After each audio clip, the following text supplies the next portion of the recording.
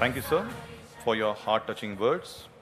We now invite the Honorable Deputy Chief Minister of Andhra Pradesh, Shri Pawan Kalyan Garu, to the dais.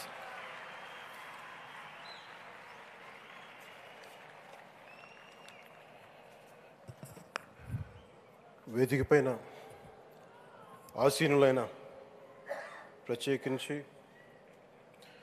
Sathya Sai Baba గారి శత జయంతి ఉత్సవం సందర్భంగా ఇక్కడికి విచ్చేసిన మనందరి beloved Prime Minister, most respected Prime Minister in the world,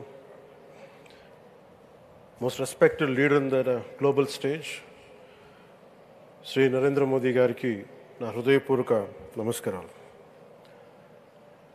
అలాగే తన అపారమైన అనుభవంతో రాష్ట్రాన్ని సమర్థవంతంగా నడిపిస్తున్న నాయకులు గౌరవ ముఖ్యమంత్రి శ్రీ చంద్రబాబు నాయుడు గారికి, భారతరత్న శ్రీ సచిన్ టెండూల్కర్ గారికి, శ్రీమతి ఐశ్వర్య రాయ్ బచ్చన్ గారికి, సోదరులు నారా లోకేష్ గారికి, వేదిక పైన ఆసీనులైన ప్రతి ఒక్కరికి, మంత్రివర్గానికి, బాబా గారు మహాసమాధి అయిన తర్వాత దాన్ని సమర్థవంతంగా నడిపిస్తున్న శ్రీ రత్నాకర్ గారికి, ప్రతి ఒక్కరికి పేరు పేరున నా హృదయపూర్వక నమస్కారం.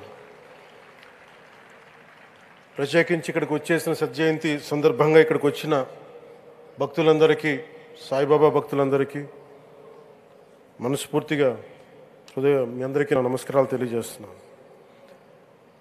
సత్యసాయిబాబా గారి గురించి, గొప్పతనాన్ని గురించి మన దేశస్తుల కంటే విదేశీయులు ఎక్కువ చెప్తారు ఆయన గురించి.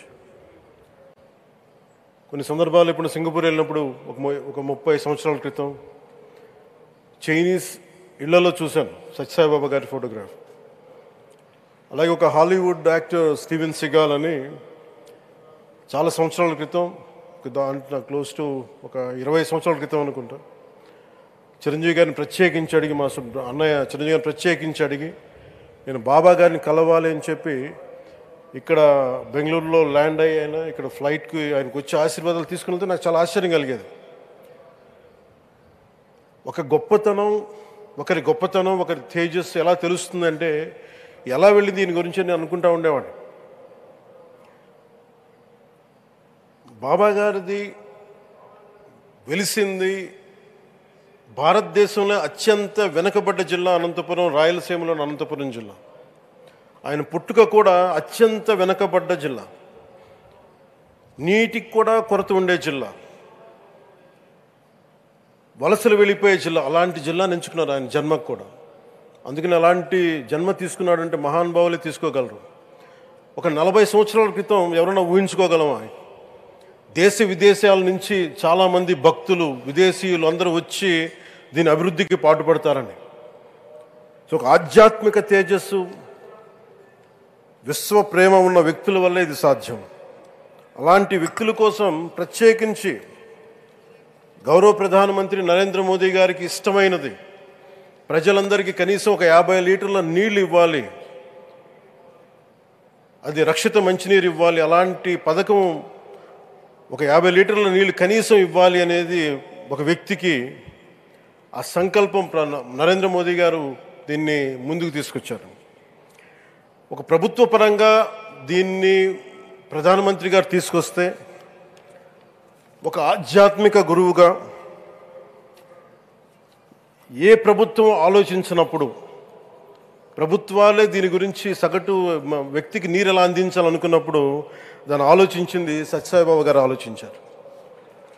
అప్పుడు ముఖ్యమంత్రిగా చంద్రబాబు గారు ఉన్నప్పుడు వారికి ఒకటే చెప్పారండి, నేను ప్రజలకి దాహం తీర్చాలనుకుంటున్నాను. నాకు తెలిసిన భక్తులు, ఒక భక్తులు, ఒక ఆయన సింగిల్ హ్యాండెడ్గా 400 crores 400 కోట్ల రూపాయలు ఈ పథకానికి, సత్యసాయి ఈ పథకానికి ఇస్తాను, దాహం తీర్చే పథకానికి ఇస్తాను అంటే దానికి ఆ రోజున ప్రత్యేకించి అలాంటి పర్మిషన్స్కి వీటికి కొంచెం కష్టాలు ఉన్నప్పుడు గౌరవ ముఖ్యమంత్రి నారా చంద్రబాబు నాయుడు గారు వీటికి అండగా ఉండి ఈ సత్యసాయి ఈ దాహం తీర్చే ఈ పథకానికి అంటే మనం చెప్పాలంటే జల్ జీవన్ మిషన్ అంకురం సాయిబాబా గారు చేశారు ఇక్కడ. ఇది తమిళనాడులో కానీ తెలంగాణలో కానీ మిగతా అన్ని రాష్ట్రాల్లో కూడా ఈరోజు చేయగలుగుతున్నామంటే దానికి అంకురం సాయిబాబా గారు అందించారు. ఆయన సేవా తత్పరత ఆయనది. ఎవరెవరో ఎంతమందో ప్రభావితం చెందారో లెక్కలేదు. ఒకసారి సేవ చేసే వాళ్ళందరినీ చూస్తూ ఉంటే మా వదిన గారు చెప్పారు, ఒకసారి భోజనం తింటా ఉంటే ఎవరిని ఇంకొకసారి ఇది కొంచెం అన్నం పట్టరా అంటే మా అన్నయ్య గారు చెప్పారండి. వాళ్ళ అనక ఆయన ఎవరో తెలుసు, ఆయన ఒక farmer IAS officer, senior IAS officer అని. ఆయనకి సెలవులో ఉన్న సమయంలో వచ్చి ఇక్కడ సేవ చేస్తారని. ప్రత్యేకించి ఒక వ్యక్తి, ఒక మహానుభావుడు ఎంతమందిని ప్రభావితం చేయగలిగారంటే ఐఏఎస్లు కావచ్చు, మన ఈ రోజున సచిన్ టెండూల్కర్ గారు కావచ్చు, వేదిక పైన మహానుభావులు ఎందరో కావచ్చు, వీళ్ళందరినీ ప్రభావితం చేసే ఒక అరుదైన ఆధ్యాత్మిక శక్తి మన భారతదేశంలో, మన అనంతపురంలో, మన ఆంధ్ర రాష్ట్రంలో ప్రపంచానికి వెలుగులిచ్చే ఒక మహా వ్యక్తి పుట్టడం, ఆయన శత జయంతి సందర్భంగా ఇక్కడ మనందరం ఏకం కావడం చాలా ప్రత్యేకమైన ఆనందాన్ని కలిగించింది. ఆయన సేవా తత్పరతని, స్ఫూర్తిని మున్ముందు మేమందరం కొనసాగిస్తాం. గౌరవ ప్రధానమంత్రి అవర్ బిలౌడ్ ప్రైమ్ మినిస్టర్ ఆధ్వర్యంలో మేమందరం కొనసాగిస్తామని తెలియజేసుకుని, ఇదే సేవా తత్పరతని ముందుకు అందరం కొనసాగించాలని తెలియజేసుకుని సెలవు తీసుకున్నాను. జై హింద్.